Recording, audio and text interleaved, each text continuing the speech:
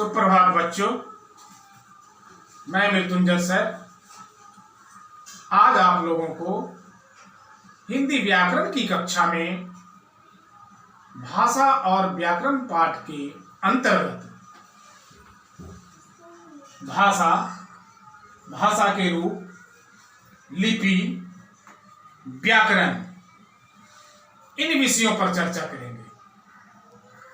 सबसे पहले हम समझेंगे कि भाषा क्या है।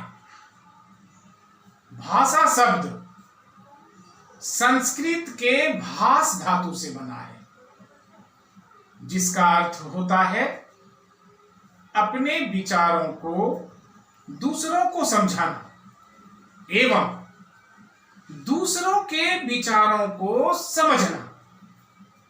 हम अपने दैनिक जीवन में एक दूसरे से मन की बातों को,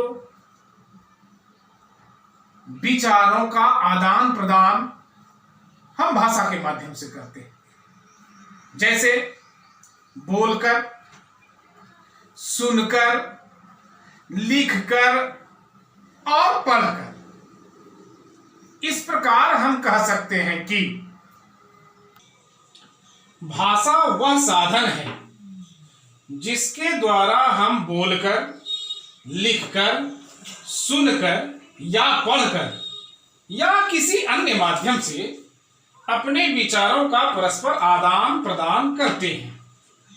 अथवा हम यूं भी कह सकते हैं कि मनुष्य अपने मन के भाव दूसरों तक पहुंचाने के लिए जिस साधन का प्रयोग करता है उसे भाषा कहते हैं। अपने मन के भावों तथा विचारों को प्रकट करने के लिए हम दो रूप अपनाते हैं। अतः भाषा के दो रूप हैं। भाषा का पहला रूप है मौखिक, दूसरा रूप लिखित। अब मौखिक रूप क्या है?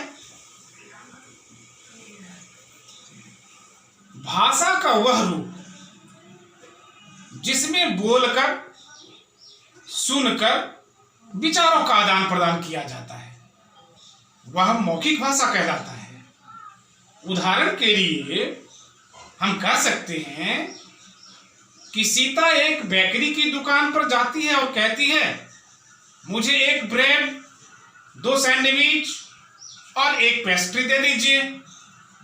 यहां मोहिनी बोलकर अपने विचारों को प्रकट कर रही है तथा दुकानदार उनके विचारों को सुनकर समझ भी रहा है।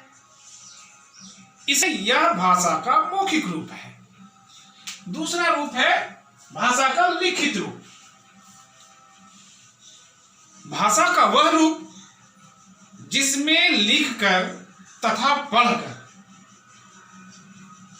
विचारों का आदान प्रदान किया जाता हो, उसे हम लिखित रूप कहते हैं। अब जैसे कि मैं इस श्याम पट पर लिख करके आपको बता रहा हूं, भाषा की परिभाषा मैंने बताया, तो यहां पर शिक्षक लिखकर अपने विचार को व्यक्त कर रहा है, इसलिए भाषा के इस रूप को लिखित रूप कहते हैं। भारत में अनेक भाषाएं बोली जाती है, लेकिन हमारे भारतीय संविधान में 22 भाषाओं को मान्यता प्रदान की गई है। जो भाषाएं हैं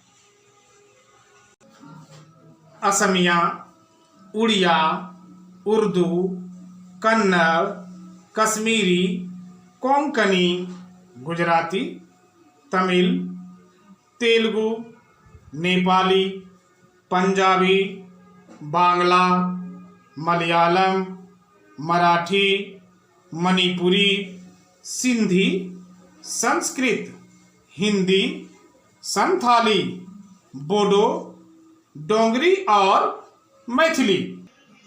विभिन्न भाषाएं अलग अलग लिपियों में लिखी जाती है।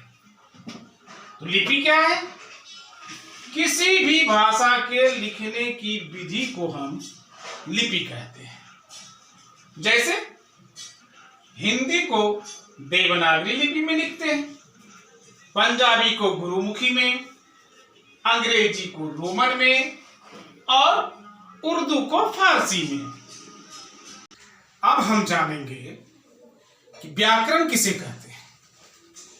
बच्चों, प्रत्येक भाषा को शुद्ध लिखने, शुद्ध पढ़ने तथा शुद्ध बोलने के लिए भी कुछ खास नियम होते हैं।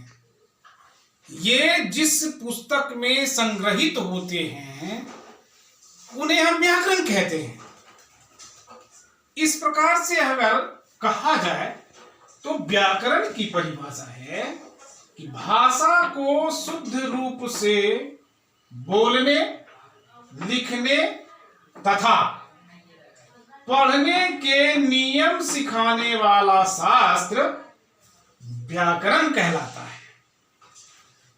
और व्याकरण के 3 अंग होते हैं। पहला होता है वर्ण विचार, दूसरा शब्द विचार और तीसरा वाक्य विचार। वर्ण विचार, अब वर्ण विचार का मतलब है कि मुख से निकलने वाली छोटी छोटी ध्वनि के संकेतों या चिन्हों को हम वर्ण या अक्षर कहते हैं। जैसे आ, ह्रस्व ई, दीर्घ ई, क, ख, ग, घ इत्यादि। उसी प्रकार से शब्द विचार, 2 या 2 से अधिक वर्णों के सार्थक समूह को शब्द कहते हैं।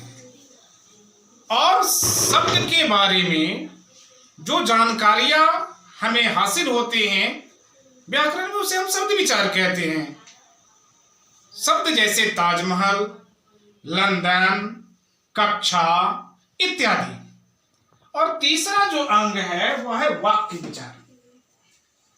शब्दों का वह सार्थक क्रमबद्ध समूह जिसका कोई अर्थ होता हो उसे वाक्य कहते हैं।